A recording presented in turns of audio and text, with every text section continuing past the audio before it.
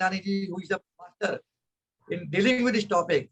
So first of all, thank you, Bharat Bhai, once again for being with us. I also compliment Anil Chavan from North Maharashtra Tax Association President, Sripad Bedekar ji, President of the Maharashtra TPA, Mr. Bakre ji from the NTP Nashik, and also the Foundation of Skill Development, Sri Hiral Shah, Director, and Joint Secretary Sri Dilip Nathani ji. Without wasting much time, once again I welcome all of you, and let's have a look on one of the burning topic of this fake invoice in none other by Sri Bharat Bhai Chandani ji. Over to you, Riyanshi. Thank you, Aalok Bhai. Before that, I would like CMA Shripad Bedarkar ji, President of Maharashtra Tax Practitioners Association, to say a few words, please. Thank you, madam. Namaskar and good evening to all. Respected Dias, Lion Club President Sri Aalok Mehta sir, NMTPA President Sri Anil Chavan sir, Tax Practitioners Association Nashik President Sri Rajendra Bakre sir, today's speaker Advocate Bharat Raichandani ji, and all respected participants. I, on behalf of Maharashtra Tax Practitioners Association, welcome you all for today's session. I am very much thankful to Dynamic President of Lions Club, CA Aalok Mehta sir, for arranging a session on a very important topic which is useful to all of us. We as a Tax Practitioners Association regularly arranging such type of seminars, and I would like to congratulate Mehta sir for arranging this on Lions Club Dice. And I took this opportunity to invite you all for the seminar arranged by the Lions and also for our association. I wish all success for today's seminar. Thank you. Jai Hind, Jai Maharashtra. Over to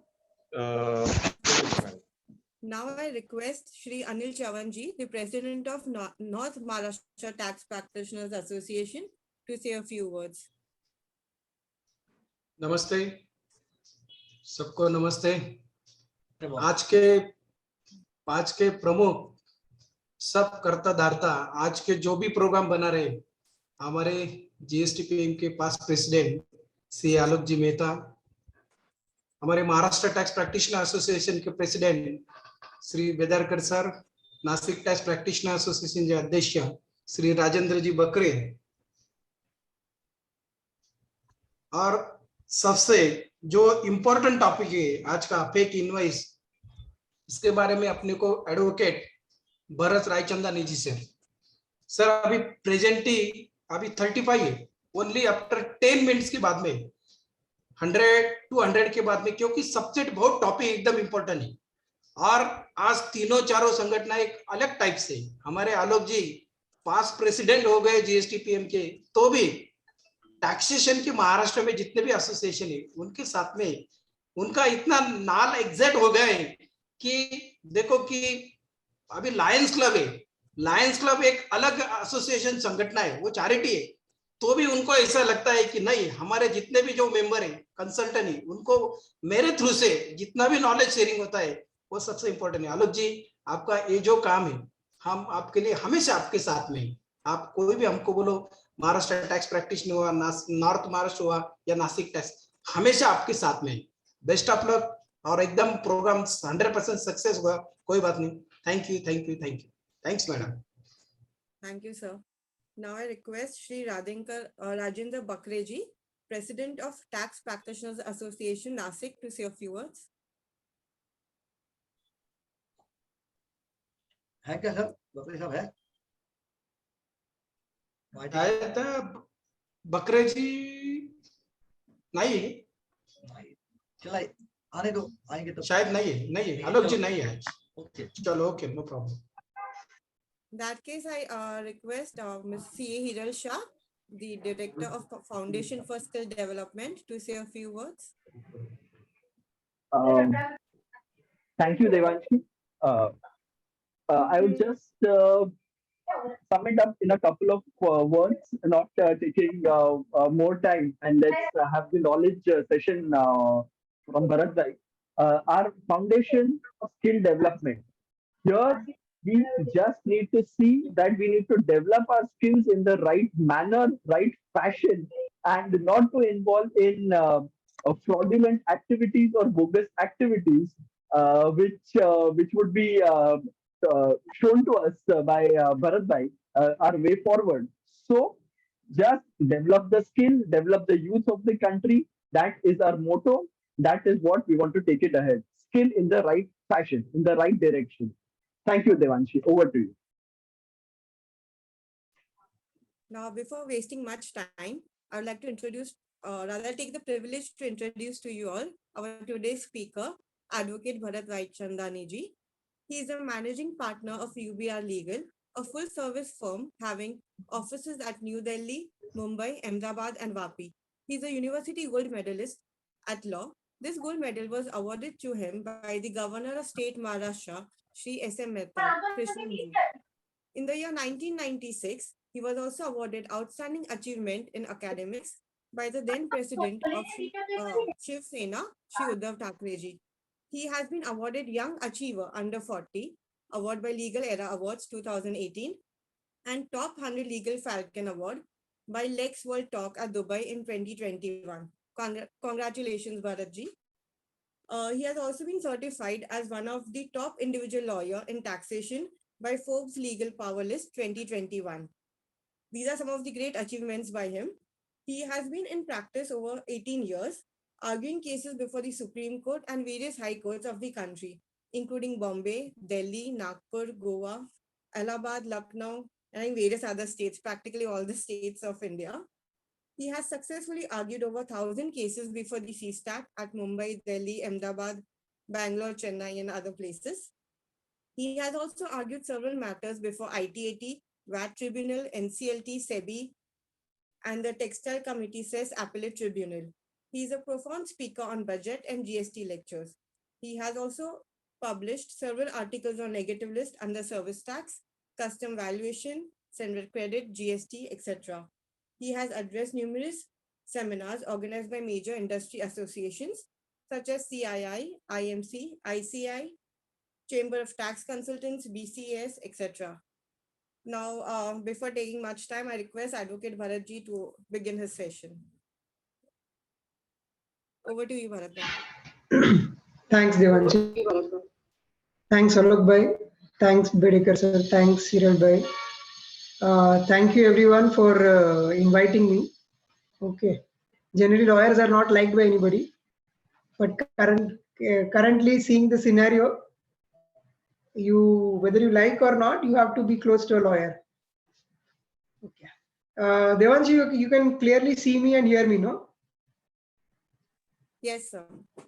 So that it doesn't happen that I keep talking and you are like the judge who doesn't listen only. No, sir, absolutely not. No, sir, sir, in your case, the judge would also be listening to you very carefully and attentively. Oh, hopefully. Okay. Devanshi, there is just allow screen sharing so that I can show the slides. Sure, I have logged in from another laptop also. So just allow screen sharing there so that they can share the screen, because I don't know how to operate this. I am still in 1944. So you just allow that screen sharing to that. Okay. In the meantime, I'll start. Okay. Very warm welcome to all of you. Okay. And as this is the first time that we have a mix of participants from all walks of life and all spheres, not really chartered accountants, not really tax consultants, not really professionals, not really businessmen, not really students per se, but all of us together. Okay. Therefore, I will make an attempt to be as simple as possible, because lawyers are known for complexing everything. Okay. So once a judge told me that since you cannot convince me, you're trying to confuse me. I told the judge, as long as my lord doesn't accuse me of the third C, I am fine. Okay. You know what is the third C, no, Devanshi?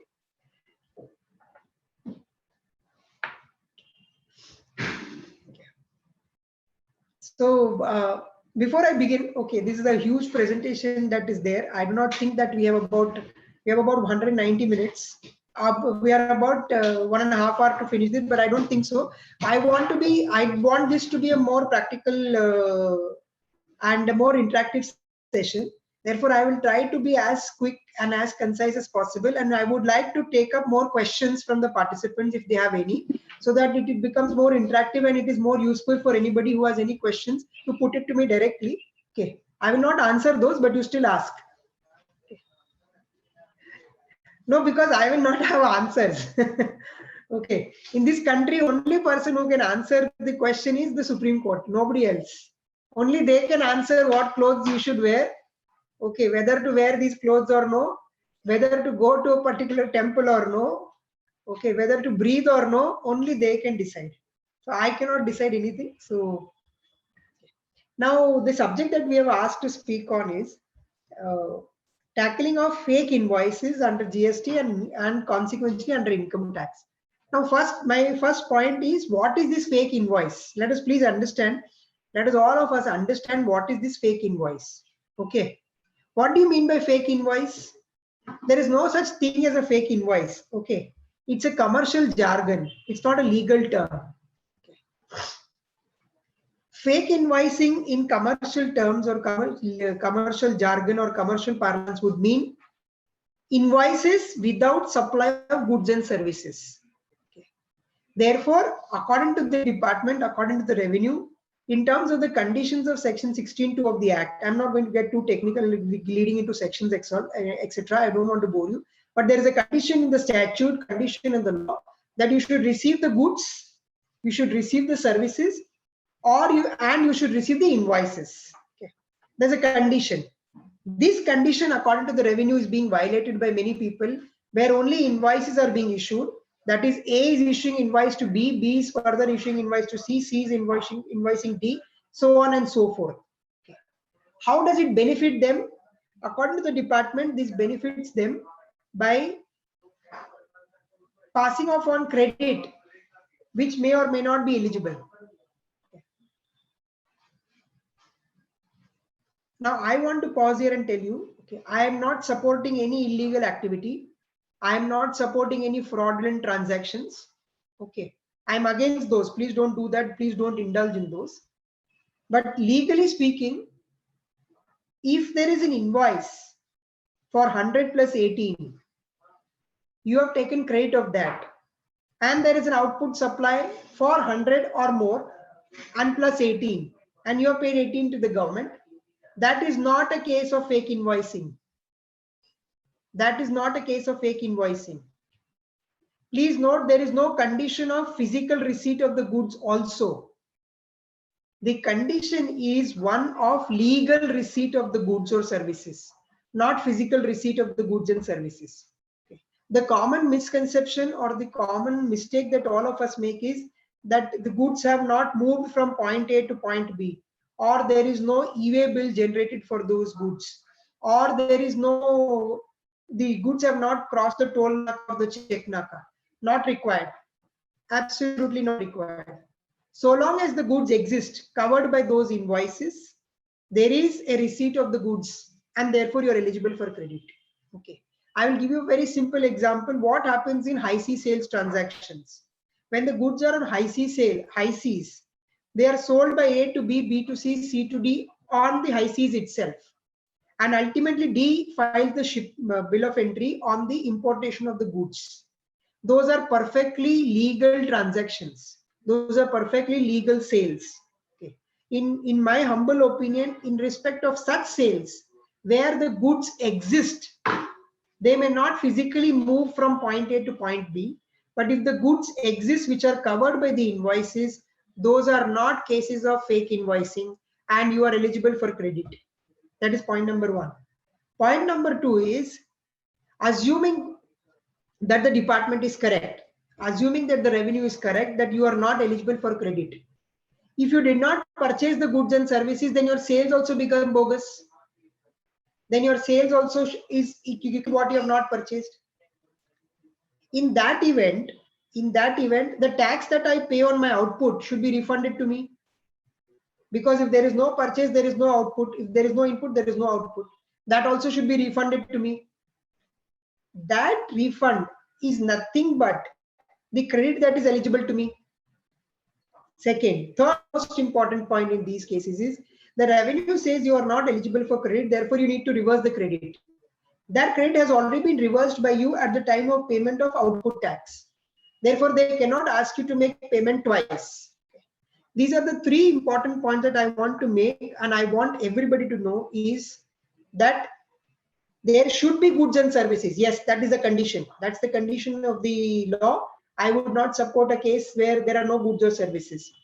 Okay, and this is nothing new. This was there in the old VAT regime also, central excise regime also. In fact, I remember one client came to me in the VAT regime saying that they are saying this is bogus purchases, etc. I asked the client, what do you manufacture, sir? He said invoices. I don't do that. Okay, I don't support such people also. Okay. As long as there are goods, as long as there are services, okay, there is no question of denial of any credit. Second, whatever tax you have paid on output ought not to have been paid, therefore you are otherwise eligible for refund, therefore there is no question of any demand being raised. And third, most importantly, the entire exercise is revenue neutral, because what the revenue is asking you to do today, you have already done that. Therefore, according to me, in these transactions, there is absolutely no revenue implication. There is no loss to the exchequer. In fact, in these transactions, the government stands to benefit by way of GST on supplies which do not exist. Now, these are the points. These are the points that you may say, all right, sir, these are all important points. These may be legal points. You may be right. Okay. What happens if they come to me? This is a common question that everybody has is, what happens if the GST department or the GST authority comes to me? Or what happens in case the DGGI officers come to me and say that you are not eligible for credit, or these are fake invoices, etc. Okay. What do I do in such cases? Okay, especially with the fact that these are coupled with threats of arrests, etc. Okay, generally the revenue comes saying that unless you deposit this money, I'm going to arrest you. Okay. There are coercive tactics or revenue augment tactics. According to me, they are nothing but methods or modes adopted by the officers to augment the revenue for the government of India. Okay, by way of recoveries. Okay, irrespective of the fact whether the recovery is legal or illegal. Okay, that is a subject matter of trial that will be decided subsequently. But today they collect the tax. Okay, what happens in such a situation? What do we do?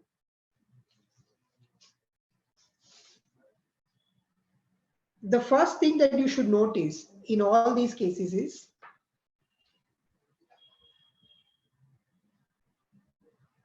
there has to be a reason to believe for the revenue that these are not eligible credits.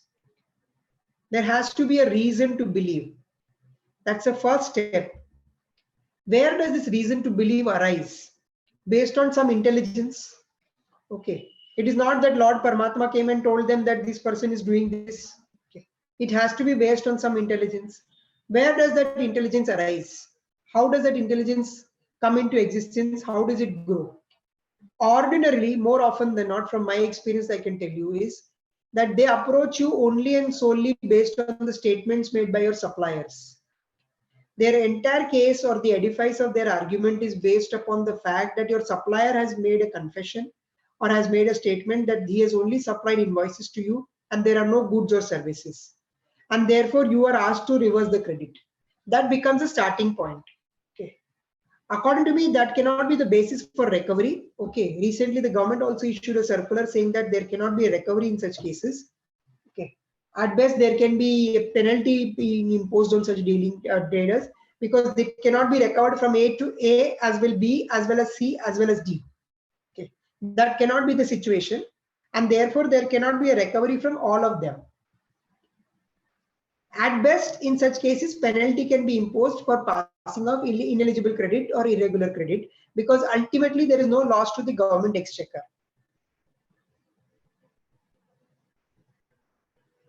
In all these cases, okay, there is no evidence with the revenue to prove whether there is a supply of goods or services or not. The evidence in these cases is only and only statements or confessions made by the suppliers or by the purchaser as well or the purchaser as well. Based on those statements, they proceed on the basis that this is ineligible credit, or this is irregular credit, or this is fake credit, and they proceed for recovery. According to me, that recovery is not correct. This statement or the intelligence can be the basis for start of the investigation, not for the basis of the conclusion of the investigation. Okay. The conclusion will depend upon the decision by the court, by the trial. When they issue a show cause notice to you, you will file a response. Matter will go into adjudication and appellate proceedings. That is where the eligibility to credit is decided. Okay. Otherwise, it's a situation like where the police arrests you, police only conducts a trial and police hangs you, and thereafter the charge sheet is filed by the police. That cannot be the case. Okay. Now, let us go step by step. Okay. What happens in these cases? What are the actions? What are the actions undertaken by the department, and what are the possible defenses that we can have? Okay, let us run through those. What are the powers with the department and how they are invoking these powers? Power to block input tax credit, power to block your ITC ledger, that is called your electronic credit ledger. Okay. Power of inspection, search, seizure, power of arrest, power to issue summons, and ultimately imposition of penalties and punishment in case they lodge an offense against you. Now, these powers are invoked routinely by them, and what are the probable and possible defenses that you have?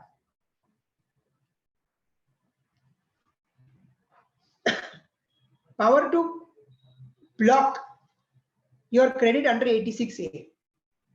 When can they block your credit? Whenever they have a reason to believe that the credit has been fraudulently availed. Here also, that reason to believe should be with an officer of the rank of the commissioner. He shall make reasons in writing that I have reason to believe that you have availed fraudulent credit, and therefore I will block the credit. Okay. This blockage of the credit is for a temporary period of 1 year from the date of blocking of the credit. It's more like an interim measure. It's more like a decree or a interim injunction before decree, okay, where they want to block your credit so that you cannot use credit and you pay output tax in cash. Okay. Now, under this rule, the first thing is that the department needs to prove that how the transactions are fake. Merely based on an allegation that the transaction is fake, or it is fake purchases or fake sales or bogus purchase or bogus sales, there cannot be invocation of Rule 86A. This is what the Orissa High Court has taken a view. You can share the slides with all the participants subsequently also, so that they can read through this. Okay, that is number one. Number two is, merely because I feel that this is fake credit, it is not sufficient. Reason to believe means there has to be some evidence. There has to be some evidence. Without evidence, that is not reason to believe. This is what the Calcutta High Court has also held, and this is what the Supreme Court, Justice Chandrachud in his judgment in Radhakrishnan also explains the phrase of the meaning of the term reason to believe. Okay. Merely because some investigation has been started, saying that yes, we have started the investigation, I will block your credit. That cannot be reason to believe.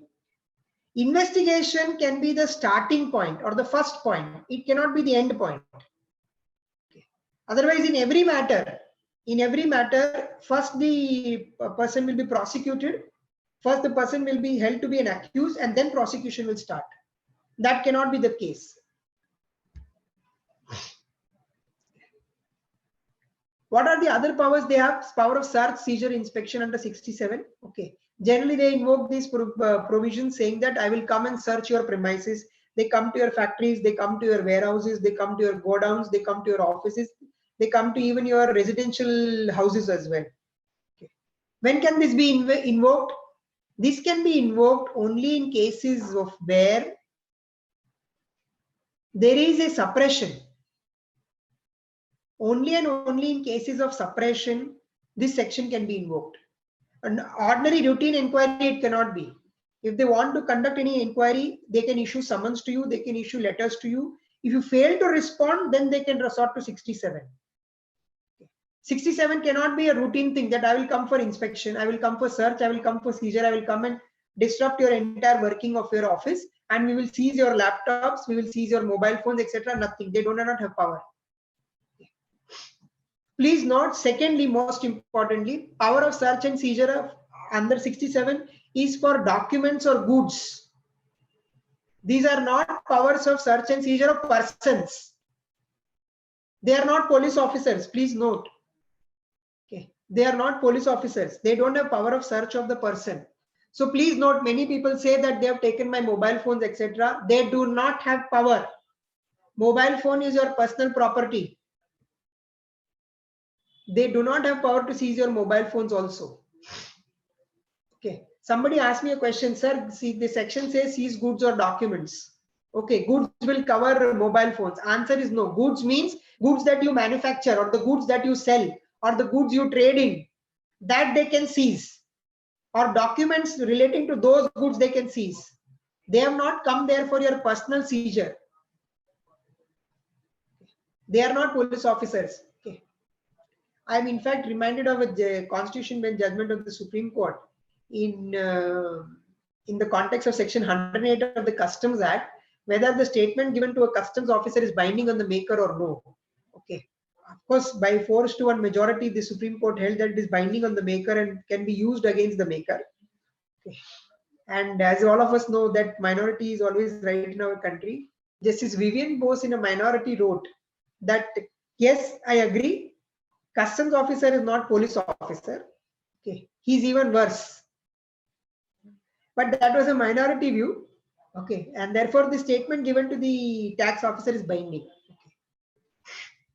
And let me also clarify at this stage itself, since it has come up, what do you mean by the statement is binding? Only and only if the statement is put on oath, then only it can be used as an evidence against you. Now you may ask, many people ask, sir, what do you mean by the statement has been put on oath in a case of a tax inquiry, or in the case of a tax proceeding, or in the case of a tax adjudication? Statement being put on oath means the maker thereof has been subjected to cross-examination. Once the statement has been tested on cross-examination, even if a one-line statement saying that you gave this statement, do you agree with that statement? If the maker thereof answers yes, that is put on cross-examination, and then the statement is binding. Otherwise, not. Okay, there is a full bench of the Allahabad High Court. Otherwise, it is not binding. Okay, next. Reason to believe, we saw this. Okay. There are judgments of all the courts that this is subjective. Okay, this is not subjective. This is very objective. It cannot be just because I like it, I will do it. Okay, it has to be objective, not subjective. Next. Power to arrest. Again, this is very important, sir, because these days it has become very common. Okay, and we read in the newspapers also, they issue a press release also that we have unearthed fake credit of 200 crores, 500 crores, 1,000 crores, 10,000 crores, 20,000 crores. How I wish all this were true. That means our economy is already over $5 trillion. Okay. So please do not go by media reports or paper reports. Okay. I'm not saying for a minute also that what they are saying is incorrect, or I'm not suggesting what they are saying is correct. I'm only here looking at the provisions of the statute and interpreting the provisions of the statute as I see it. Again, under 69, the commissioner has to arrest you only if he has a reason to believe that you have committed an offense. Offense is what? Under 132(1)(a), B, C, or D. Okay. These are offenses that you have taken fraudulent credit. Now the limit for arrest is 5 crore rupees. Okay. Now what is this limit? Generally people understand that below 5 crores they cannot arrest us. That is not true. Okay. Whether the offense is of 1 rupee or 1,000 crore rupees, the power of arrest is there. Okay. Only difference between the monetary limit is that if the amount is more than 5 crores, then it becomes a non-bailable offense. Okay. And if it is below 5 crores, it is a bailable offense. Another misconception that generally all of us have is non-bailable means no bail. Arey, koi bail hi nahi milne wala isko. No, that is not true. The only difference under the IPC and the CRPC, the difference between bailable offense and a non-bailable offense is this. A bailable offense is an offense where the bail will be granted by the officer who arrests you.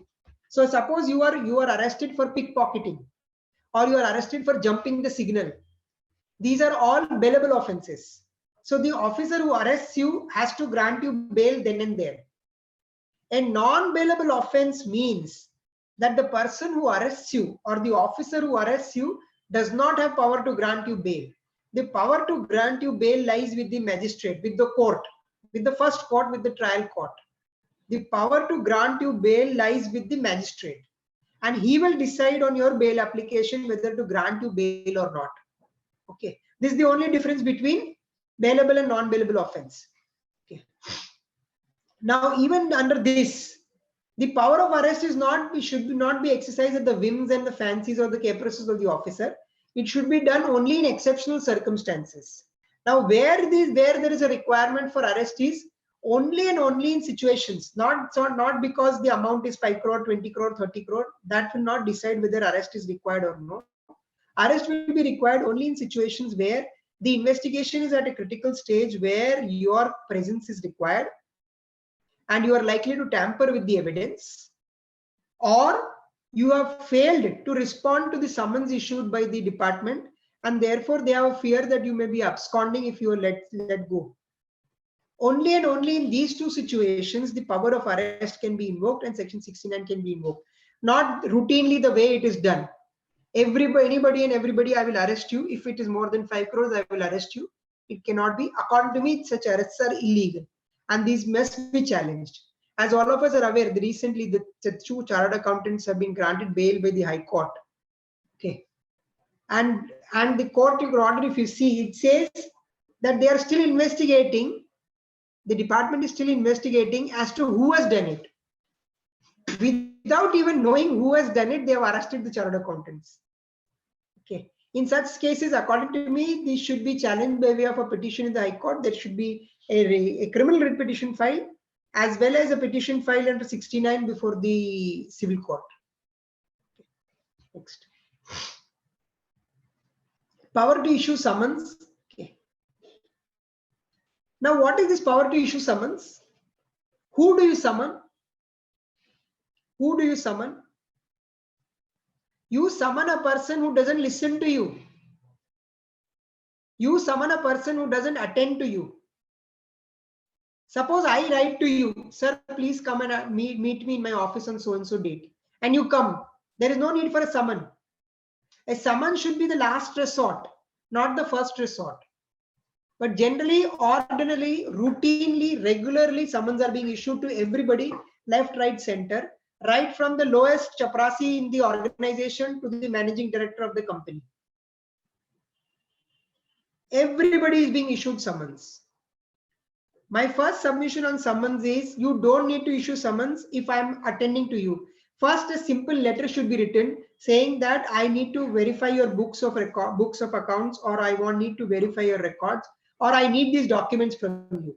If I fail to produce those, then only summons should be resorted to. This was clarified by the board in the service tax regime regime itself, whereas board issued a circular that don't issue summons routinely left, right, center. That's the first submission, first point that you need to know. The second point that you need to note is, a summon is a fact-finding exercise. It's only for gathering information. It is only for gathering data. And especially in matters like ours, where tax is involved. Tax matters are mostly documented issues. Balance sheets are there, trial balances are there, accounts are there, ledgers are there, books are there, invoices are there. Okay. This is not like a criminal trial where you said that your personal attendance is required because you will give a testimony that you were present at the crime scene, you saw what, etc. It's not like that. Therefore, this is only a fact-finding exercise, or an exercise to cull out factual position, not to extract legal depositions. Please note, the tax officer will ask you while recording your statement, do you agree you're liable to pay tax? Why did you not pay tax? Who told you not to pay tax? Please do not answer these questions. Please do not answer these questions. You say these are questions of law. I am not competent to answer these. You please ask me questions only on the facts and nothing beyond the facts. Because section 70 is a fact finding or fact gathering exercise. Now, what are our responsibilities also? Suppose I'm issued a summon. Okay, this is a common mistake that all of us do, many of the clients do, many of the advisors make is, please do not ignore any summon. Please attend to each and every summon. And for that matter, why summon? Each and every communication, each and every letter from the department. Okay. They are not your friends. They are tax officers. They are performing statutory duties. Okay. They are performing statutory duties. They are under statutory obligation. And therefore, if they write to you, please respond. Even if it is for seeking time. Suppose the time given is too short, or you are not available, or the data is not readily available with you. Respond to it saying that I will respond to you. Please give me time.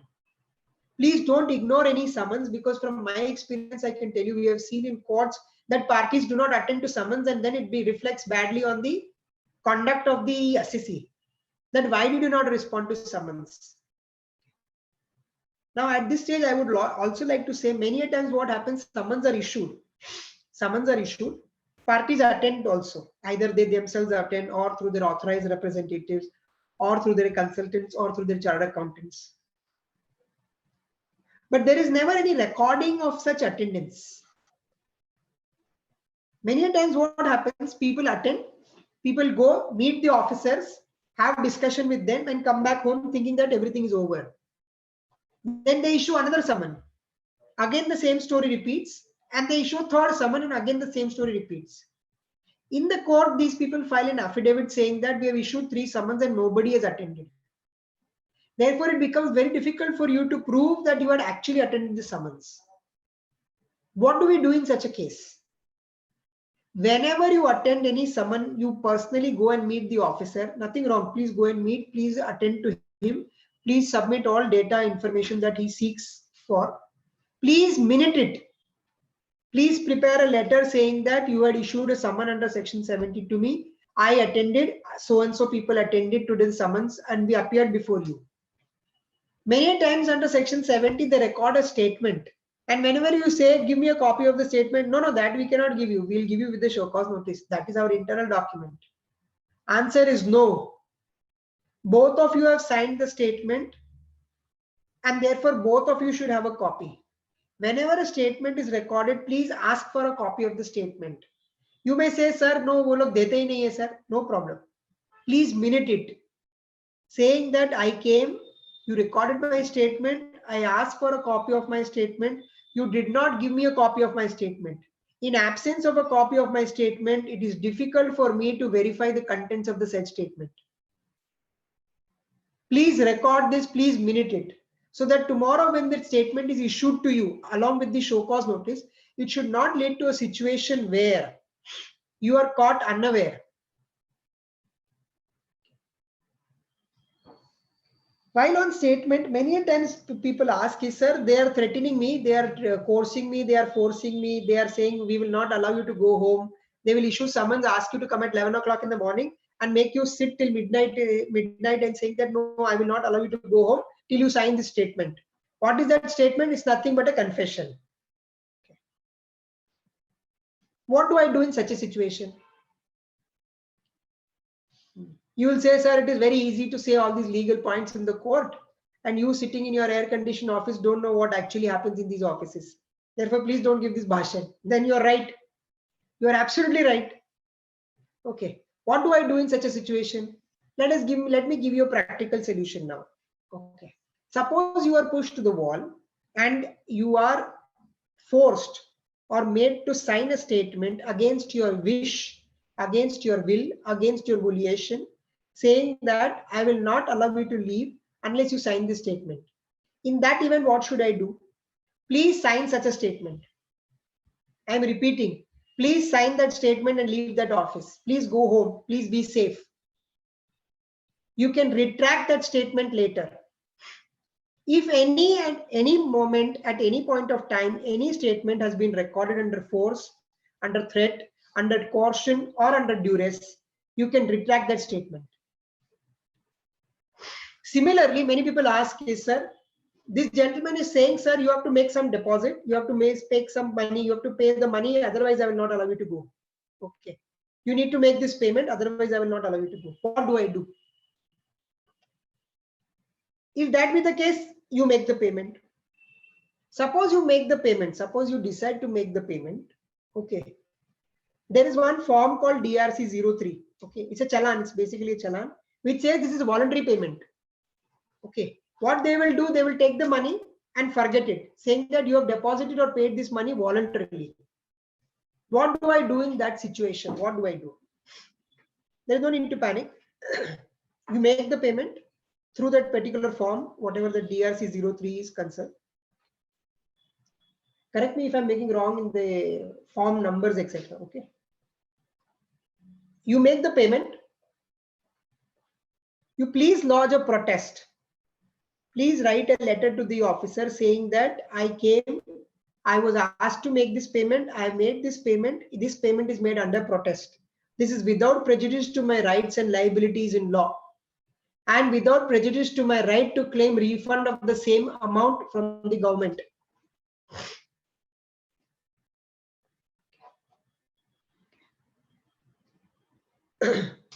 These are certain important points that I wanted to share, more practical points I wanted to say on section 70 and statements recorded under section 70. Section 70 is not something where the concerned officer will issue summons to you saying that I will interrogate you at midnight at my wish and will. No, that is what Gujarat High Court said, nothing doing. Interrogation has to be done during office hours from 10 to 6. And it can continue on the very next day. It is not a search. It is not a seizure. It is not a raid. These are summons for gathering evidence. It is a part of investigation. It is a part of inquiry. Inquiry can continue in the next day also. Therefore, statements can be recorded only during office working hours. Many times people ask me this question, sir. Sir, we are very afraid to go there because we heard that they beat up people also. Some people have been beaten up also. Somebody's leg is broken, etc. All this I'm saying from my experience, sir. Please note there are judgments to this effect. Okay, there is a judgment of the Telangana High Court where actually one man was beaten during investigation by DGA officers. He lodged an FIR.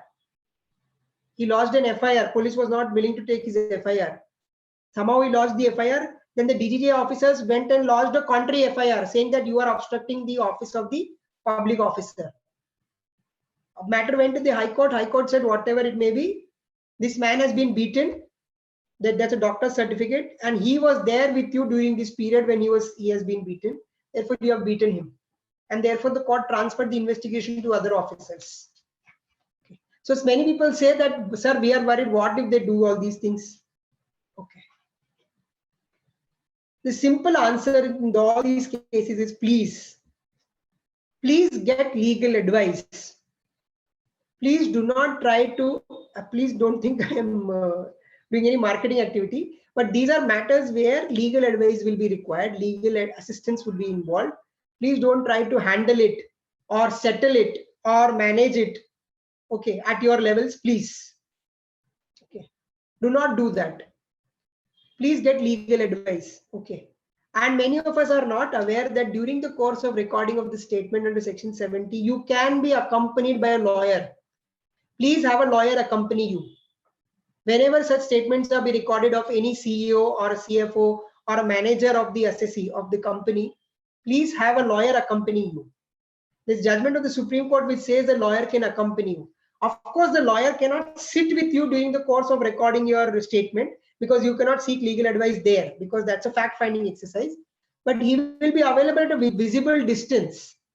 He will be available at a visible distance. He may not be available at a hearing distance, but at a viewing distance. So that at least you are secure that they will not do anything untoward to you. Therefore, if you have any anxiety, any fear or any anticipation of this sort, please be engaged by a lawyer, and please engage a lawyer to accompany you during the course of recording these statements. There is another issue that people ask, many people ask is, sir, they've issued first summons to the manager, then they issued the summons to the finance head, then they issued to the vice president, then they have issued the summons to the CFO, now they are issuing summons to the managing director. Everybody says, they say nothing doing, call your director, call your director, call your director. No. Please note, your director need not go. These are fact-finding exercises, whatever factual information, factual data that your manager has given, that alone is required. The same thing will be certified by the director as well.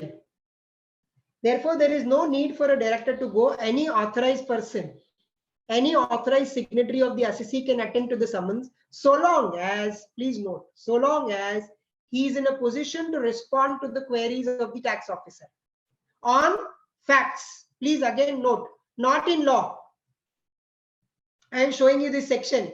Please see whether you are liable to pay tax or no. Please don't answer. I am showing you section 16. You are eligible for credit or no? No. Please don't answer. These are legal questions.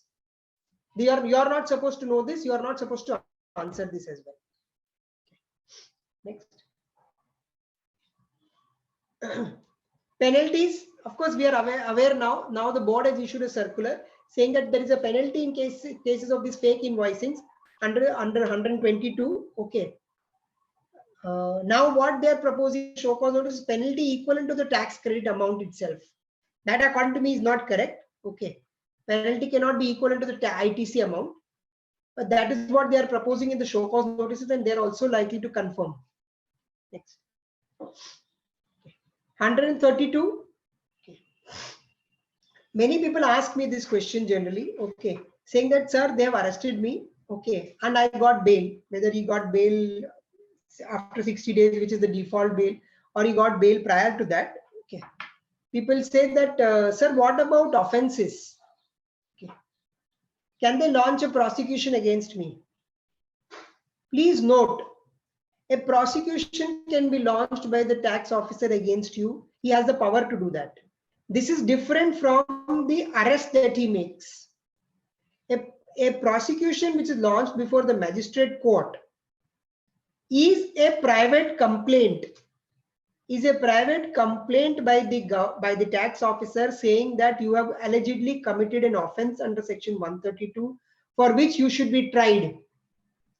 It's like a 138. Suppose the check bouncing. Suppose the check bounces. I file a private complaint before the magistrate saying that the accused has committed an offense under section 138, and you please try him for that.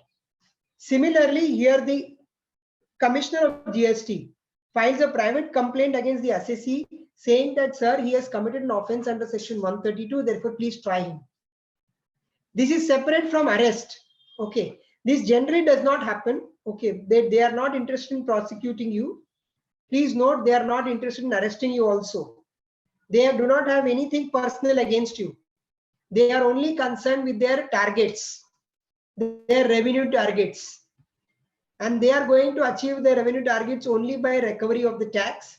And the recovery of the tax can be done only and only with the gunpoint, with that saying that I will arrest you, otherwise you make the payment, otherwise I'll arrest you. This is the circular that I was referring to, okay, which says that there should not be any demand, etc. Okay, penalties can be levied. Penalty can be levied saying that you have done fake invoicing. Sorry, you can see this circular. Next.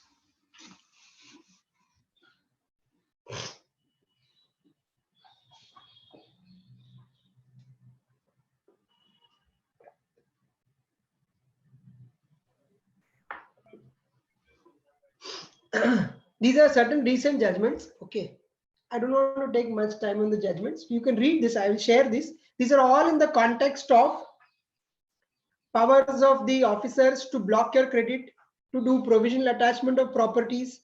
These are in the context of arrests. These are in the context of where having reason to believe or not. Okay, where the courts have come down heavily saying that whether the transaction is genuine or not is a subject matter of trial. You cannot undertake these actions only on the basis that you are of the belief. Your belief doesn't become reasonable belief.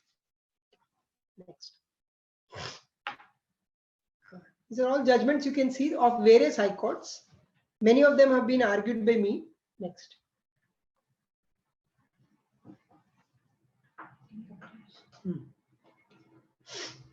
Now, what is the repercussion of GST in income tax? Okay.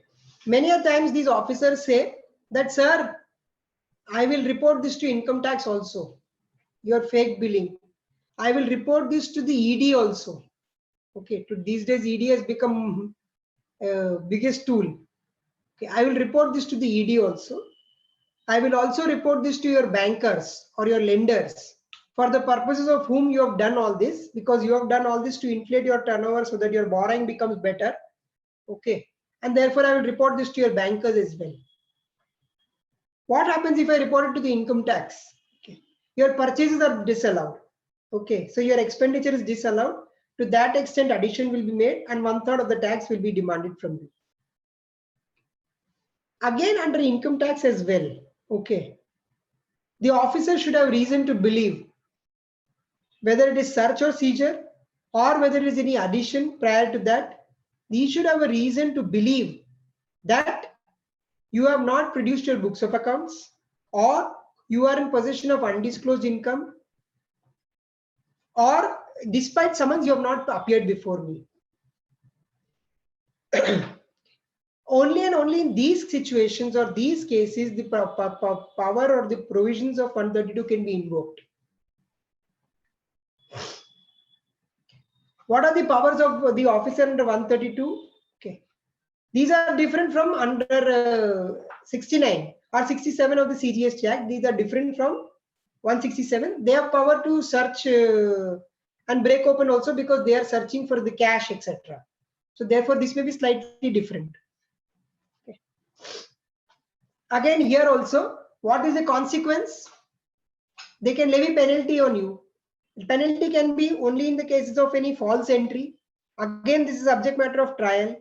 Only and only when the GST authorities issue a show cause notice to you, which is adjudicated by the commissioner and subject to appellate proceedings. There is no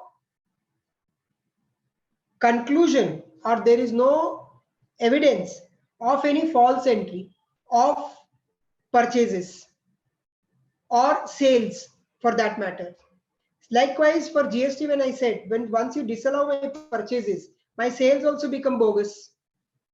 For the same argument goes for income tax as well. That if there are no purchases, there cannot be any sales. I have already offered those sales to tax. Therefore, there cannot be double taxation.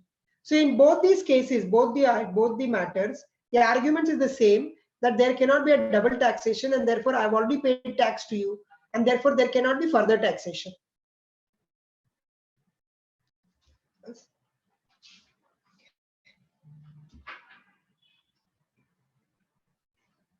What are the rights of the assessee? Okay, these are broadly, we have conspectus, whatever I discussed in the last 1 hour or so. Okay, we have broadly discussed, these are all based on court rulings. You can read the court rulings which we have given in the earlier slides. Okay, what are the rights of the assessee when the authorities come for any search or any seizure or inspection, etc.? First is to check their identities and warrants. Okay, to insist that if there are women, okay, they should be accompanied by women officers also. Okay. To call for medical emergency or medical practitioner in case of an emergency. To have a copy of the statement which is recorded by the department. To have the inspection of the goods or the books that they seize. To demand a copy of the Panchanama. Suppose they seize certain goods or they seize certain books. They will draw out a Panchanama, whatever it is. Ensure, please ensure while they record the Panchanama, because they generally write, we have seized 4 books or 4 volumes of books or purchase register or sales register. Please make sure, ensure that whatever is documented in the Panchanama is detailed, itemized of everything that they have taken with them. Because this will not be available as a defense later to you. Because your defense in the trial, or when the notice is issued, or when the adjudication takes place, is going to be these documents only, which may still be under the custody or possession of the tax officers. They may or they may not return you. Once a notice is issued, you can write to them saying that please return all the documents that you had seized. Okay, it is your right, it is your duty. Okay, they may ask to give you a photocopy. They may say the investigation is still going on. I will give you a photocopy. You have a right to take photocopy of those documents at least.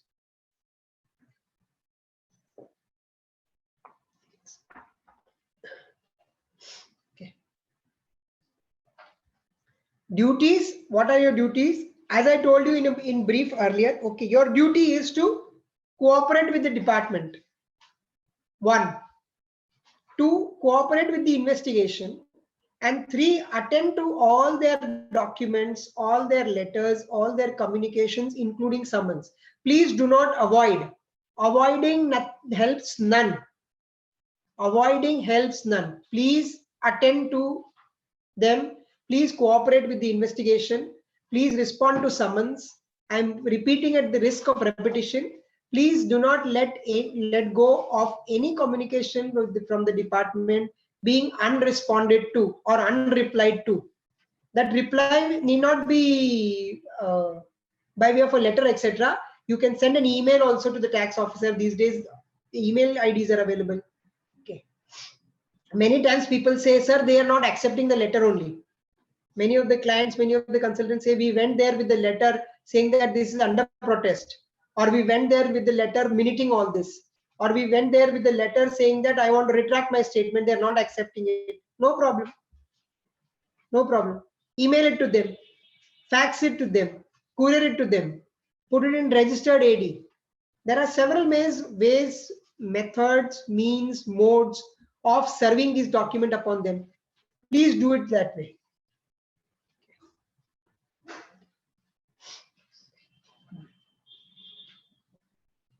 Again, these are certain rulings again in income tax, more or less identical by various courts and the tribunal also, where they have held that you cannot make bogus purchases. You cannot disallow the deductions on the ground of bogus purchases. Okay, based on the information from the GST authorities. Okay, therefore, according to me, GST and income tax both go hand in hand. Okay, if GST demand fails, income tax department demand will fail, because purely based on that. Okay. These rulings you can read, sir. I don't want to trouble, because I know it's a mix of audience. Therefore, I don't want to bore saying that it's more of a lawyer's argument than a presentation by a lawyer. Therefore, I don't want to give you this index. I'll ask Aalok Bhai to share it with you and share it with everybody so that you can go through it. There are several rulings on this which are of much of substance and which share a lot of things that everybody, whether as an assessee or a businessman or even as an employee working with any organization, because today or tomorrow you may also face this.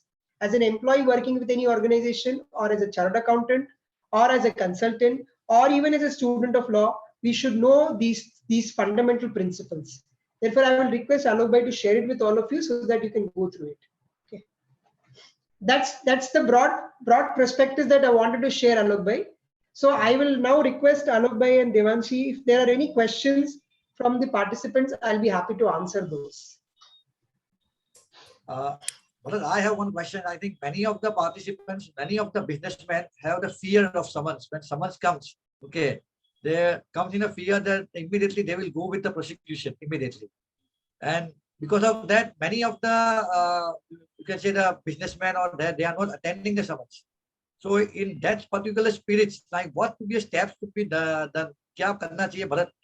Like, you know, when the summons will come, just for a briefly, you know, because many of the businessmen are asking this question, ke summons aaya to abhi ye direct prosecution ho jayega. So no, that is you're right, absolutely right, Aalok Bhai. The fear or the anxiety is created by them only. Yeah, they have created a situation They have created an aura in this country that there are no goods, there are no services, only bills. Okay. That is what Right. every man or every common person in this country believes, including me. Had I not been practicing or being a professional, I would have thought that everything in this country is fraud. The entire country is fraud. 1.3 billion of us are frauds, which Right. is not true. Please note, it is not true. There are black sheep everywhere. I am not defending those people also. I am not arguing for those people also. Yes, there may be.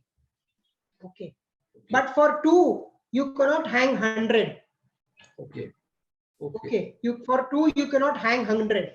In fact, according to me, I go with the reverse. Okay. This is what Lord Krishna said. Okay. And no, he said so that अगर एक बेगुनाह को भी सजा हो जाए, उससे 4 गुनेगार का छूटना बेहतर है. अच्छा. It's very good. It's important. But we are working on the reverse thing now. We are saying I do not know whether you have done or no. If I kill 100, 2 will certainly die. Right. Now, answering your question, saying that people are fearing summons, as I told you, number one, please do not avoid. Please, I would request. I've said, I think if you see the recording, I would have said 100 times, please, because it is coming out of my experience, coming out of my heart, coming out of my mind. That do not avoid the summons. Please attend to the summons. The directors, the owners, the promoters need not attend to the summons. That can be attended by the tax team or the legal team of the company or by any authorized signatory. Please note, anybody can be authorized to attend the summons. That summons he has to attend. Anybody who is in a position to answer questions on fact, that person can attend. Okay. Number 2. Number 3, if you feel that he will still trouble me and call for my statement, please prepare your statement. Type out your statement. You please prepare your statement that I am so and so, I am doing so and so. This is the transaction. These are all genuine purchases. These are the invoices. These are the e-way bills. These are the list of purchases. This list of the suppliers. These are the list of the consumers. My buyers on which I paid tax. These are all actually reflected. You don't need to give them also. At the touch of a button, they can find out these days. You don't need to give them, but still give them. And say that please consider this as my official statement. Give it in writing and get an acknowledgement. Okay. Give it in writing and get an acknowledgement. 2. Number 3, suppose this also you are not able to do it. Please have a lawyer accompany you. Please have a lawyer accompany you to the recording of that statement or to attend that statement. But in either case, in point number 1, point number 2, point number 3, do not avoid the stay summons. Okay. And one thing is there that the advanced bail option, this is working or not? Like I know the advanced bail option. When you advanced bail option. Anticipatory bail. Okay. Yeah. Pre-arrest bail. Yes. Pre-arrest bail. Yes. Now again, see, I'll tell you is anticipatory bail is pre-arrest bail where you feel or you anticipate that they're going to arrest you. Okay. For that anticipation, your suspicion should be strong enough. Okay. Just because they've issued summon to you, they're going to arrest you may not help you. Okay. Because they issue summon to hundreds of people. They don't arrest 100. They arrest only 5 out of those 100. Right. Okay. Right. So approaching the because anticipatory bail goes to the sessions court, to the sessions judge. It doesn't go to the magistrate court. The power to grant you anticipatory bail lies with the sessions judge. So when you have a suspicion, and the suspicion should be strong, one, and should be based on some basis. Okay. Then only you should approach the court for anticipatory bail. Okay. Because I must tell you, anticipatory bail is a double-edged sword. Okay. If it is allowed, well and good, no problem. But if it's rejected, वो arrest नहीं भी करने वाला होगा तो करेगा. अच्छा. Okay. Because they cannot do. Say, suppose the court rejects their anticipatory bail and then they don't arrest you, then these officers will be sacked. So they will have to arrest you. So you have to be very careful and very cautious with anticipatory bails. Okay. Very because nice. they are like double-edged swords. So you have to be very careful. Okay. Okay, fine. And whether to grant or no pre-arrest bail, okay, is a discretion with the court which depends on the facts of each case. There cannot be any generalization whether the pre-arrest bail will be granted or not. Online channel. Sorry. Yeah. Bharat Okay, bhai, yeah. yeah, sorry, but I have seen in summons when the SSC or the person, registered person appears before the concerned authority, they, especially in case of fake invoices, what they do, they draw a diagram stating that you have purchased from this person, and they are saying the link is of another 6-7 people. But they put the hand in such a way that you are not able to see the other 6-7 people.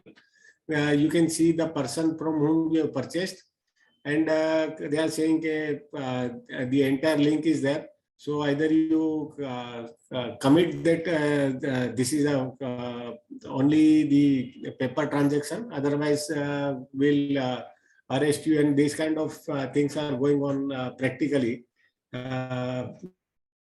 during the summons. And in one of my cases, I have seen that the person, as you said, should accompany with the lawyer, but the lawyer was the criminal lawyer. He was not aware of the GST, these things. So unfortunately, when the recording was going on, the person, the lawyer, was not able to understand the superintendent or the person who is taking the statement, what they are asking, and what reply the person should give. So I think only the advocate is not important, but the person who is practicing in the GST field should, as a lawyer, should be there. This is my observation which I am sharing. But as you rightly said about the other things are very practical things. Yeah. No, you are right, Dilip bhai. Okay, that at least for the recording, if the lawyer's presence required so that nothing untoward happens. Okay. He may not understand the subject matter, or he may not be an expert in that subject matter. Okay, but his presence gives confidence to the SSC or gives assurance to the SSC. Okay. Basically, the summons, as I told you, is a fact-finding exercise. Okay. You only need to record facts, nothing in law. Yeah, we are absolutely right. But they are hiding the facts in such a way, and they are asking you to sign the things just because when they are asking. No, you are right. You are right. They will tell you that your supplier has purchased from A has purchased from B has purchased from. You tell him clearly, sir, I am not concerned. You are acting like Amitabh Bachchan. Jao pehle us aadmi ka sign leke aao. Yes. That is not my job. Law doesn't require me to do that. The law only requires me to say that my supplier, from whom I have purchased, has given me an invoice or no. Has he paid tax to the credit of the government of India or no? That's the only requirement. I will give you a simple example, sir. Forget this. When you go to a shopping mall, say you go and buy iPhone, sir. Okay. You ask the person from where did you get this iPhone? And never. Huh? You ask him, तुमने चोरी किया है, कहाँ से लेके आए हो? मेरे को क्या मालूम? You ask him once. You go to any shop, sir. I am making a statement to all of you. I don't know how many participants are there, but all participants go to any shop. Whether you are buying jewelry, whether you are buying garment, whether you are buying mobile phones or any electronics, or you are buying shoes and chappal. You ask Bata, ये चप्पल कहाँ से लाया? वही चप्पल से मारेगा आपको.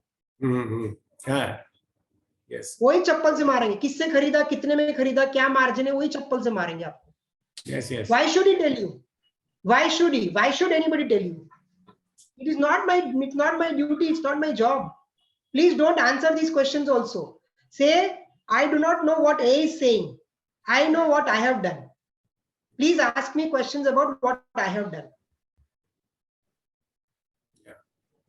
But they are asking you to, whatever questions and answers are, say, whatever questions they ask and the person provides the answers, when they take the printout, they are not allowing to read the questions and answers. They are saying they just whatever you have said, we have drafted the same thing, so you now sign it.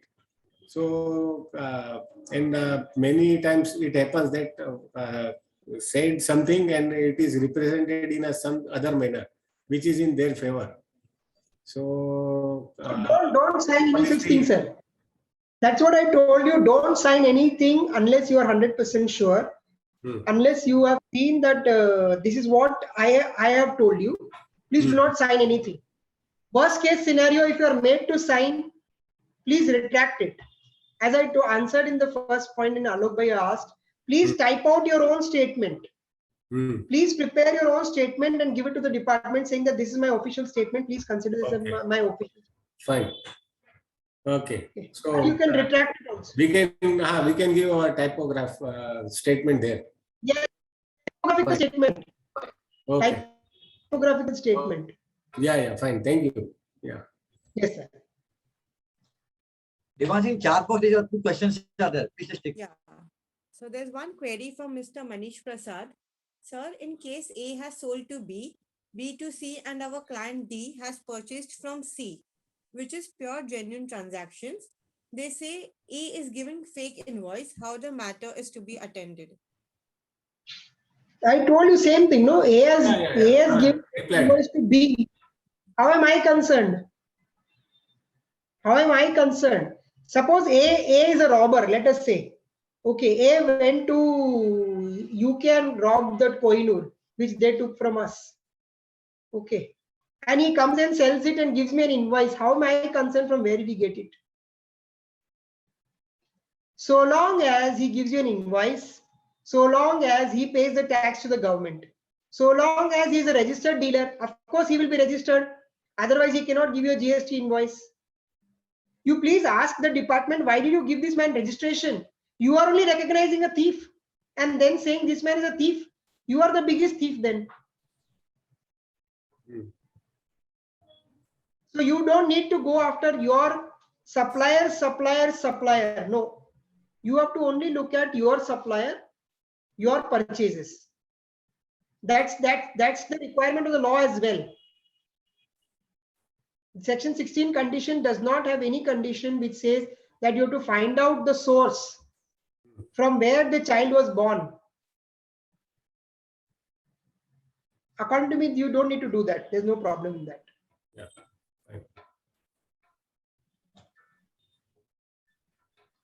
Yeah, any other questions, please? Mr. Pankaj Sharma wants to ask. Okay. Yeah. Yes. Good evening, sir. This is Pankaj Surana here. I would just like to ask one question. I have purchased goods from my vendor A, and he files his returns quarterly. But after if I have purchased from him in January, he is supposed to file in April, and by the month of March he becomes bankrupt or he absconds himself. So I have paid him GST with his proper invoice. That I'll be able to take input tax credit or not? Yes, sir. You will be eligible for that credit. Okay. The only thing is there is a condition under section 16(2)(c) which says that the supplier ought to have paid to the government. That section is also under challenge. That section is also under challenge. The validity of that section is under challenge. Be that as it may, even if that condition is considered to be valid and considered to be legally perfect, in that event, the department will have to first go after the supplier. If they are unable to trace the supplier and recover the tax from the supplier, then the question of denying credit to you will arise. Okay. Therefore, in your case, you can take the credit, sir. Okay, thank you, sir. Sir, in regards to RCM, there was one notification issued by the GST department that purchases from URD up to ₹5,000 above RCM is to payable, but it would be liable for some registered persons also. And is there any list of registered persons who are liable for payment of GST under RCM? You are talking about the notification under 9(4), sir. Yes, sir. Yeah. You are talking about the notification under 9(4). I do not think that was given effect to, sir. That I can check and I'll let you know, sir. Please check that. And Then I this is can not check. the Currently, any payments made to transport agency or the lawyer is liable for RCM, na sir? Yes, yes. Lawyer, there is a reverse charge. You are liable to pay on reverse charge basis. If you are a business entity, if you are an individual, then it is exempt. And similarly for goods transport agencies, on reverse charge basis, you are liable to pay. But you are And eligible for credit there. And what if I undergo a job work from a URD and his invoice is above rupees 5,000? Then there is no reverse charge, no? That I don't know. Some CS says that you have to pay RCM, and some CS say that I don't have to pay RCM. That is depending on the section 9(4) notification, sir. That notification will have to check whether they have issued the registered supplies or not. Okay, sir. That I'll have to check. I'll check and I'll let you know, sir. Thank you very much, sir. Yes, sir. Thank you, sir. In relation to the previous question, there is one more question added previous case by Mr. Girish Maru. What will happen if B had accepted that it is only a transaction and no delivery of goods took place with respect to A to B, B to C transaction? Yes, let B admit anything. How are we concerned? How are we concerned? Tomorrow I will say Devanshi robbed Aalok Bhai of 10,000 rupees. Who am I to say all these things?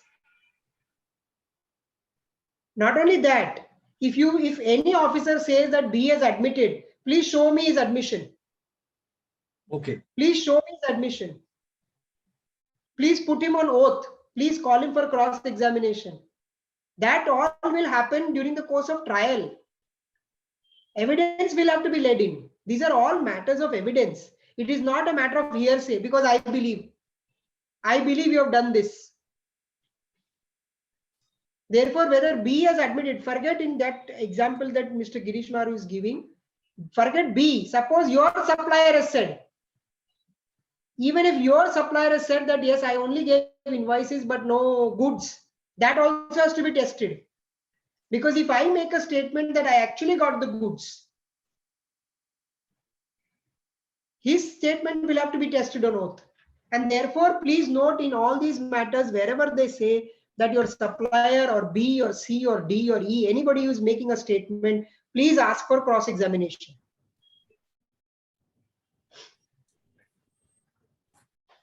But Bharat, I think the mute question left over here.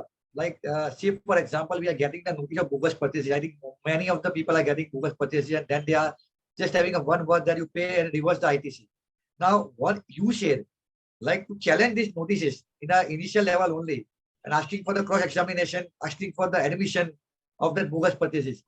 The departments are not giving this type of thing. Suppose if we write everything and all, and we are not reversing our ITC and we are putting, but the department is not going to give all these things. As they also know it is difficult because that they are getting the information from EOU and something like that, but they do not have any information and evidence in hand.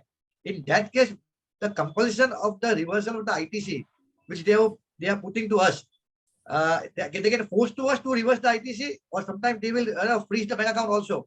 That since you are not reversing the ITC, we will, they give that we are going to freeze your account or something like that. In that scenario, how we can able to fight? Just briefly, just briefly. Okay, very good point, Aalok. Number one is, you are saying they don't bother, they are not listening to you. तुम कुछ भी लिख के दे दो, तुम कुछ भी बोल लो, I don't bother, I don't care. According to me, you are a crook, therefore I will not listen to you. That is their attitude. Your answer, you are absolutely right. Let their attitude be whatever their attitude is. You please put on record everything. You please say, I want this, I want this, I want this, whether they give you or not. Okay. भगवान सब कुछ देता है, फिर भी आप मांगते रहते हैं ना, वैसे उनसे मांगते रहिए. Because ultimately this will happen, this will affect you or help you in court. Okay. When the matter actually goes into adjudication. That is number one. Number two, they say, no, we don't care about anything. Please reverse the credit. If you don't reverse the credit, I'll attach your bank account. They cannot attach bank accounts. You please, if they do try to do any such thing, we'll file a writ petition in the High Court. Okay, fine. Okay, thanks, Bharat. Thank you so much. This is what the worry what normal business people is now having. Like they are not listening. Yes, certainly. No, I appreciate that. I am also aware of that. This is the problem that every businessman is having in our country today. They are feeling that they have committed a sin by doing business. Devani, last two questions can take it, please. Yeah. Then we can. One now question is, we are having e-way bill, tax invoice and payment also made to a supplier. Whether supplier paid output GST department or not, how can we know? In return filing table, GST portal not showing that the period whether he has filed 3B or not. It's not showing in your portal. That's what the question is. Yes, this is by Mr. Manish. That means what your 2A, 2B, whatever now new forms are there. I'm not very well versed with forms and all. They are trying to complicate everything. Okay. It is not showing in your 2A, 2B, etc. Therefore, your question is whether he has paid the tax or no. Many times it reflects belatedly. Okay. That seems to be the question. Request Mr. Manish to just confirm his question.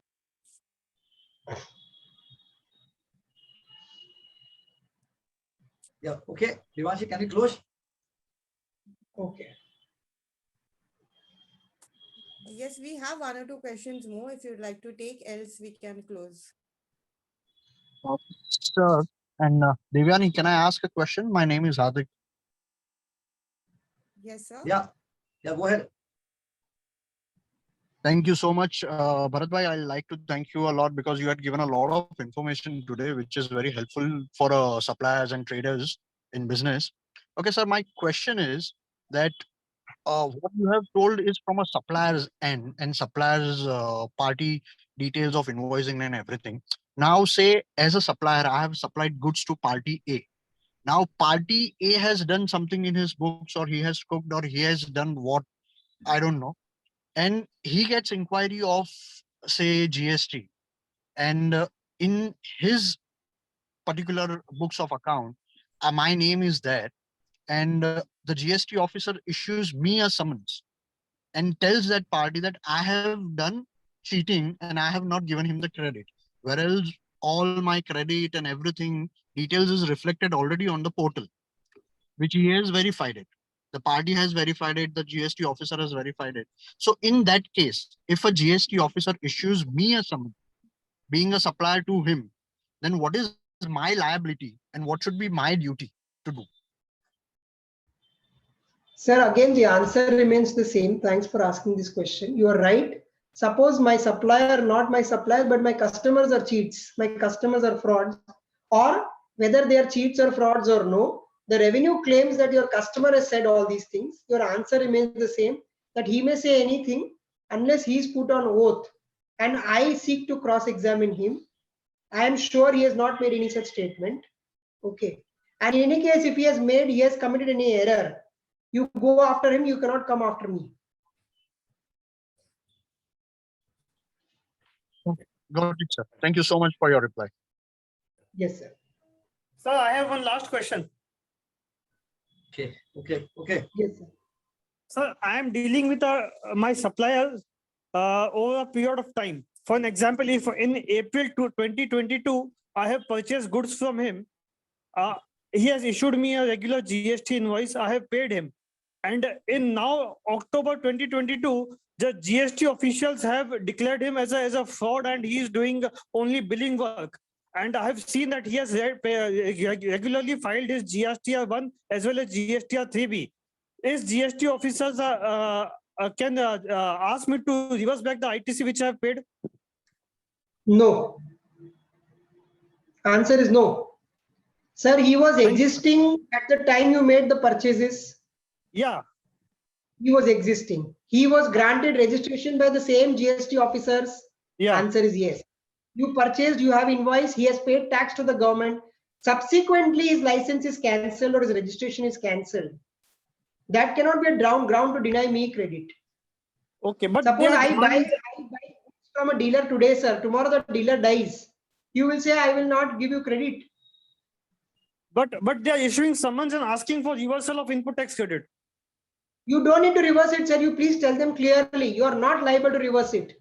Because that dealer is a fraud according to you. He's not a fraud according to me. I purchased valid goods from him. under a valid cover of a valid invoice. Okay, sir. The person has filed the GSTR 1 and 3B, you are having the record. So where is the question of denial of ITC? No, one of my friends has faced these sequences, sir. That's why I asked this question. Yeah, but once you are providing the GSTR 1 and the 3B, once he has filed, Yeah. then there is no question of denial of ITC. I think. No, but people are facing this problem. He's absolutely And he was faced by the GST officer to reverse the ITC. Yes, sir. Yes, sir.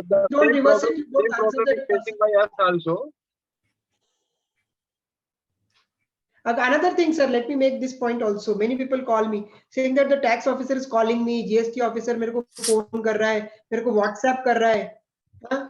Please don't entertain all this. Please don't go to their offices on WhatsApp calls. And he's not your Jawai Babu कि उन्होंने बुलाया तो हमको जाना है.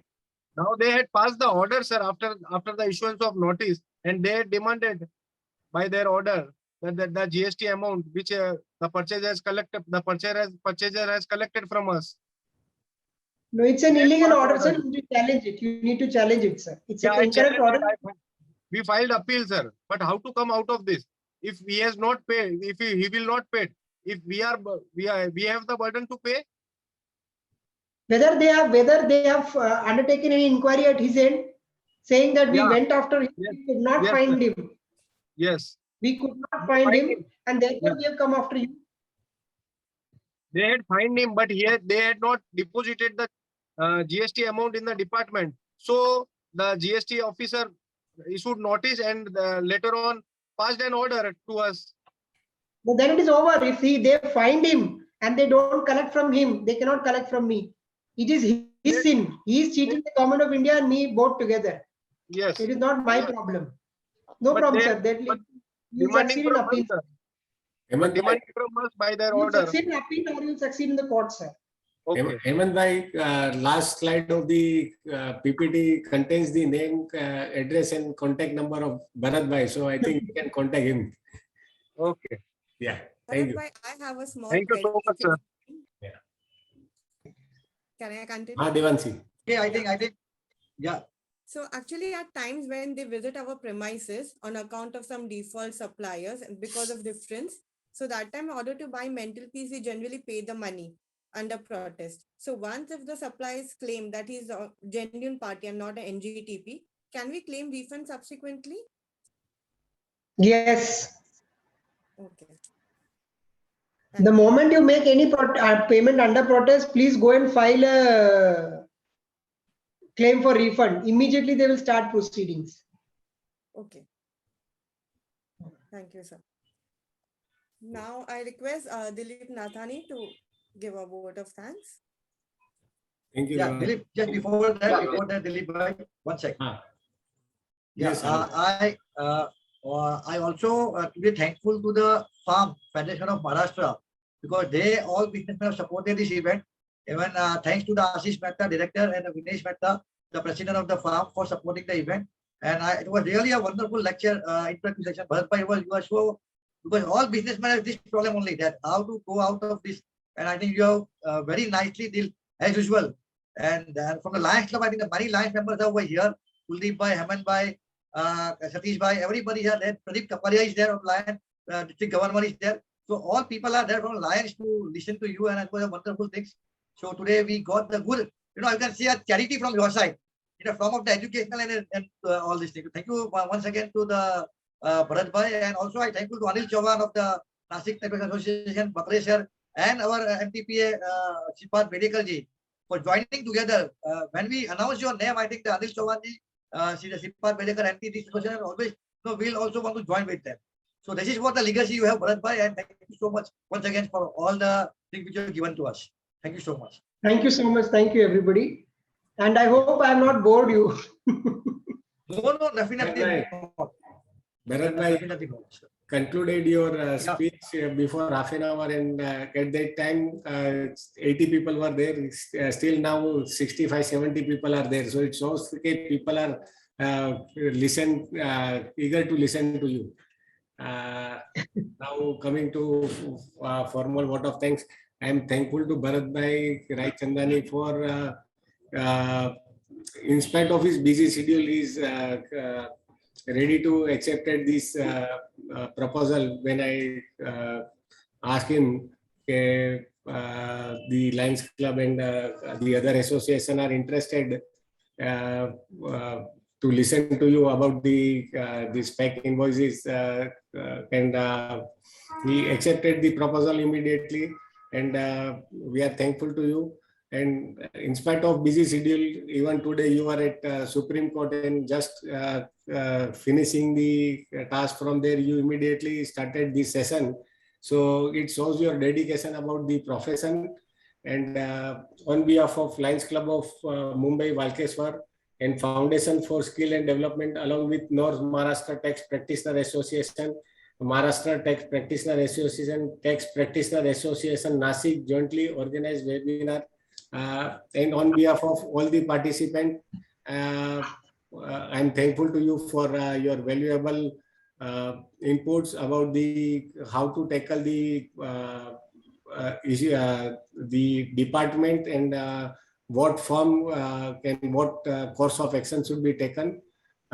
We got the insight from you. We are thankful, and I request everyone to carry out with the loud applause, or you can put it on the chat. Thank you. Thank you so much, sir. Thank you. Thank you, everybody. Thank you for the kind words. And there were many non-professional people, so they got inside. In fact, they are the really affected people. So they got the insight from you. So we are thankful to you. Thank you. And thank you so much. And Narayanan here. So I am a professional, but I closely work with sir, and I know him for last 18 years. I have the fortune of being by his side when he is arguing live. So I'm really fortunate. Thank you, Bharat sir. Thank you, sir. Thank you. Bharat bhai, we also have Pradeep Kapadia, our past district governor, and he also the district governor, of the Lions Club also, and also our past president of the GSTPM and many more, and Geo International president.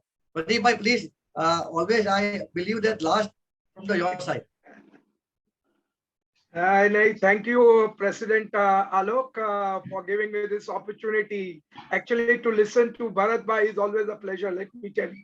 The way he has explained everyone, I think even the common man can understand what is what is bailable offense, what is non-bailable offense, when the arrest can be done, when someone is to be replied, and when you should not entertain all that. The statement only should be, I'm very happy because it has to be during the office hours. They may drag it because they have that arm twisting tactics which they carry on, and they will go on and on even after the sunset. But I think Bharat Bhai has said that it is only up to that office hours which can be done. But I think Bharat Bhai, they say that once we have already started, can it go on even after sunset or midnight? No, sir. No, you're suppose in the court also, when the hearing continues at 4:30, hearing stops, then it continues next day at 10:30. In your office also, sir, do you keep working midnight? Your wife will throw you out of the house. But here they are not going to throw us, they want to take us along with them. No, sir, even if it is continuing, it can continue tomorrow morning at 10 o'clock. Okay. Then they may seal the things, whether they have the right of sealing your office and all the documents. That is what. No, they can keep it under custody till that statement is being recorded. Okay, they have no power of sealing, etc. Okay, so that they can keep it in their custody. Okay. Yes, but that only is for the documents, sir. Only documents, nothing beyond it. Okay, so thank you, Bharat Bhai, for enlightening everyone, because there are so many. I think what my president is doing, Aalok, let me tell you, is a wonderful job. Anil Chavan sir said that we are doing the charity wing, but education also imparting is a charity only, which our president has taken that initiative. Hats off to our president and all the associations who have joined, and even to farm, who has also been a part of it, and the skill development. So thank you very much, everyone, and thank you, Bharat Bhai, for giving the insight of what is a fake invoice and all. So let's not worry about all that. Bharat Bhai is there to help us out. Thank you. Thank you very much. Definitely. Thank you so much, sir. Thank you so much. Thank you, Anil ji. Thank you. Narendra Sonawane also there with us. Narendra Bhai Sonawane from the Pune. He's also our committee member. And Anil Chavan, Prakash Vishude, Atul Bhai, our from Chamber of Tax Consultant, Atul Bhai Mata is also there. And Ranjan Chavan Sahab is there. Sahibrao Patil is there from Kalgaon. So all dignitaries from the whole Maharashtra are there. You can say different parts and associations. And thanks, Bharat Bhai, once again. Thanks you, Atul Bhai, for being with us, also always with them. And thank you to all of you, so that we are very happy that you are with us. Thank you so much. We are ending the topic. We are ending the seminar. Thank you, Bharat Bhai, once again. And all the best to you. Thank you. We also want you to become a Lion member now. Okay. I'll come back to you for that. Definitely, sir. Definitely. Thank you. Thank you, sir.